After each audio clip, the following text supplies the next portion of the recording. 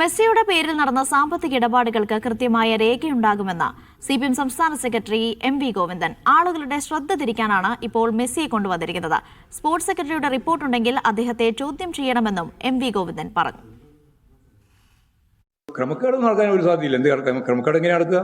ക്രമക്കേട് നടക്കാൻ ഒരു സാധ്യതയില്ലല്ലോ. ആരും കൊടുത്തും വാങ്ങിയും ചെയ്യുമ്പോഴല്ലേ ക്രമക്കേടിന്റെ ഭാഗമായ പ്രശ്നമുള്ളൂ. അതിന് കൃത്യമായ രേഖയുണ്ടാവില്ലേ? അതൊക്കെ നിങ്ങൾ ഓരോ പുകമറ സൃഷ്ടിക്കാൻ വേണ്ടിയുള്ള ബോധപൂർവ്വം കള്ളപ്രചാര വേല നടത്തുന്നത് മാത്രമല്ലേ ഉള്ളൂ.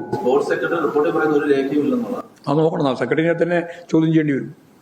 സെക്രട്ടറി അല്ലേ അതിൻ്റെ ഉത്തരവാദി. വേറെ രേഖേൻ്റെ കസ്റ്റോഡിയൻ ആരാ?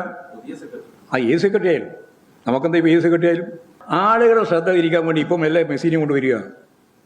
രാജ്യം മുഴുവൻ കത്തിക്കൊണ്ടിരിക്കുക. അന്നേരമാണ് മെല്ലെ മെസ്സി ചില പത്രത്തിൻ്റെ അജണ്ട തന്നെയത്.